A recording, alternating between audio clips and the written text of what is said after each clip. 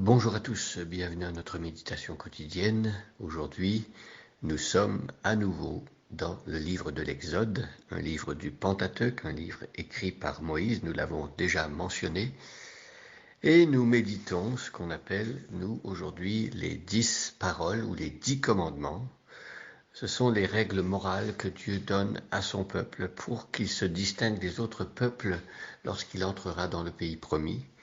Ce sont aussi des paroles qui reflètent le caractère de Dieu et donc des paroles qui sont très importantes pour nous. Alors nous découvrons par ailleurs que ces 10 commandements que Dieu donne, qui sont la perfection de Dieu, eh bien le peuple ne sera pas capable de les accomplir. Et donc ces 10 commandements vont nous montrer ce qui ne va pas dans notre propre vie, dans notre propre cœur, mais vont nous amener vers quelque chose d'autre. Donc les 10 commandements vont servir de pédagogue, ils vont nous prendre par la main et ils vont nous amener vers Jésus-Christ qui lui va pouvoir non seulement nous montrer ce que Dieu aime, mais vont pouvoir, donc Christ va pouvoir changer notre cœur pour que nous ayons la force d'accomplir ces lois de Dieu, mais de l'intérieur. Donc, c'est-à-dire que les lettres, les lois ne seront pas écrites sur des tables de pierre comme à l'époque de Moïse, mais par le Saint-Esprit, par la foi en Jésus-Christ, Dieu va inscrire ces lois dans notre cœur pour que l'impulsion vienne de l'intérieur, afin que l'on puisse accomplir ces lois de l'intérieur par la vie nouvelle que Dieu implante en nous. Alors je vais lire les 10 commandements. Nous avons lu les 8 premiers versets. Maintenant, je vais lire aujourd'hui le verset 9. Mais lisons ensemble. Je vous invite à prendre votre Bible et regarder dans le livre de l'Exode, qui est le deuxième livre de l'Ancien Testament. Lisons donc les 10 commandements. Voici les paroles que Dieu adresse à Israël. « Je suis le Seigneur ton Dieu, c'est moi qui t'ai fait sortir d'Égypte où tu étais esclave. Tu n'adoreras pas d'autre Dieu que moi. Tu ne te fabriqueras aucune idole, aucun objet qui représente ce qui est dans le ciel, sur la terre ou dans l'eau sous la terre. Tu ne t'inclineras pas devant des statues de ce genre. Tu ne les adoreras pas. En effet, je suis le Seigneur ton Dieu, un Dieu exigeant. Si quelqu'un est en tort à mon égard, j'interviens contre lui et ses descendants, jusqu'à la 3e ou la 4e génération, mais je traite avec bonté pendant 1000 générations ceux qui m'aiment et obéissent à mes commandements. Tu ne prononceras pas mon nom de manière abusive, car moi, le Seigneur ton Dieu, je tiens pour coupable celui qui agit ainsi. N'oublie jamais de me consacrer le jour du sabbat. Tu as 6 jours pour travailler et faire tout ton ouvrage. Le 7e jour, c'est le sabbat qui m'est réservé à moi, le Seigneur ton Dieu. Tu ne feras aucun travail ce jour-là, ni toi, ni tes enfants, ni tes serviteurs ou servantes, ni ton bétail, ni l'étranger qui réside chez toi. Car en 6 jours, j'ai créé le ciel, la terre, la mer et tout ce qu'ils contiennent, puis je me suis reposé le 7e jour. C'est pourquoi moi, le Seigneur, j'ai béni le jour du sabbat et je veux qu'il me soit consacré. Respecte ton père et ta mère, afin de jouir d'une longue vie dans le pays que moi, le Seigneur ton Dieu, je te donne.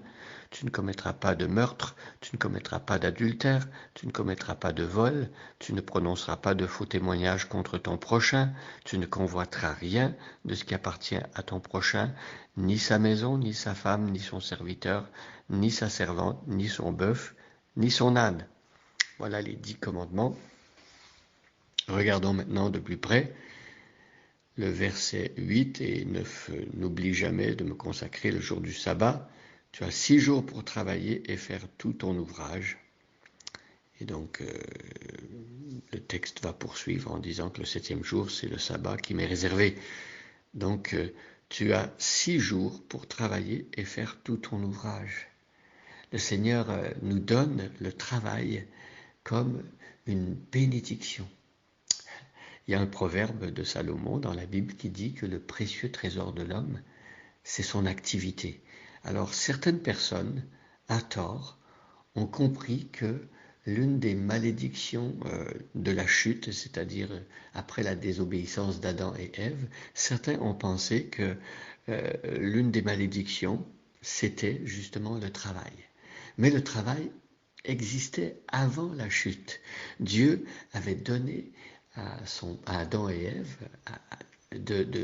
avait commandé de cultiver le jardin. À Adam d'abord, et Ève devait l'aider. Et donc c'était un travail. Il fallait aussi nommer les animaux, c'était un travail. Le travail existait avant la désobéissance d'Adam et Ève, et donc ce n'est pas une malédiction que le travail, comme certains l'ont cru. Mais ce qui a été maudit, c'est le sol, et le travail est devenu pénible à cause du péché. Voyez? Donc le travail est une bonne chose. Il ne faudrait pas penser que travailler c'est mauvais.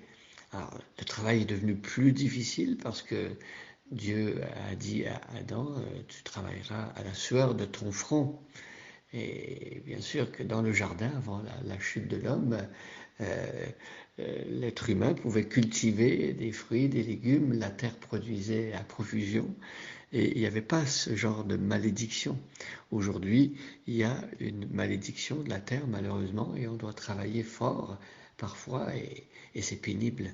Mais le travail ici est une bénédiction, et dans le texte, Dieu dit, tu travailleras 6 jours.